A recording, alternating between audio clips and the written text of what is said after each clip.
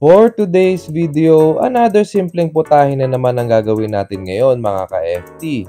Samahan nyo ako. Let's G! Gamit ang boneless bangus, hiniwa ko lang yan ng pahaba tapos tinimplahan ko lang yan ng paminta, asin at ng garlic powder. Basic na dry condiments lang ang ginamit natin dyan mga ka-FT. Then imamassage ko lang yan para ma-distribute ng tama yung mga dry condiments na pinantimpla ko dyan. Tapos maglalagay na rin ako ng harina. Sinigurado ko lang din na makover ng harina yung bawat strip ng bangus. Nung nakover ko na ng harina yung bawat strip ng bangus, isa-isa ko na nga itong nilagyan ng itlog at pinagulong-gulong sa breadcrumbs. At uulitin ko nga lang ang procedure na yan hanggang sa malagyan ko ang lahat ng strip ng bangus. Shoutout muna tayo.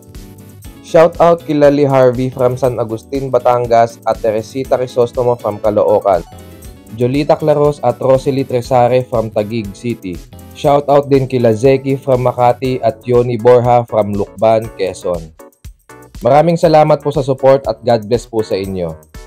At nung natapos ko na ngang i-breadings ang lahat ng bangus natin, pinirito ko lang to gamit ang old school na mantika. Dating gawi, medium heat lang ang settings ng kalan natin dito para hindi mabilis masunog yung breadcrumbs. At the same time, masisigurong luto yung bangus natin. At sa paggawa nga ng teriyaki sauce, basic condiments lang ang gagamitin natin dito mga ka-FT. Hindi man natin magaya yung original na timpla nito, pero at least kahit papano nalalapit naman yung lasa.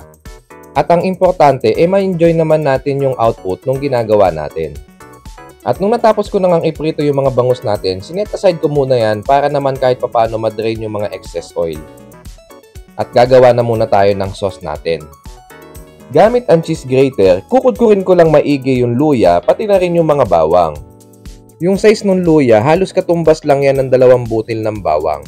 At kung sinisipag-sipag nga kayo, pwede naman din tadtarin na lang yan gamit ang kutsilyo. O kaya gamit na lang kayo ng food processor para siguradong pinong-pino talaga yung luya at saka yung bawang. Or pwede din naman kayong gumamit ng ginger and garlic powder. Sa ginawa kong sauce, gumamit lang ako dito ng kalahating tasang tubig, 1/4 cup ng toyo, mga 5 kutsarang asukal, tapos mga 3 hanggang 4 na kutsarang honey, tapos ilalagay ko na rin agad dyan yung luya at saka yung bawang natin. Pakukuluan ko nga lang yan ng mga 2 minuto tapos maglalagay din ako ng 1 kutsarang sesame oil. Mekos lang natin ng imekos yan para mag-well combine ang lahat ng pampalasa na nilagay natin dyan. Then after ilang minutes, maglalagay na ako ng slurry dito para lumapot yung ating sauce. Combination lang yan ng cornstarch at tubig.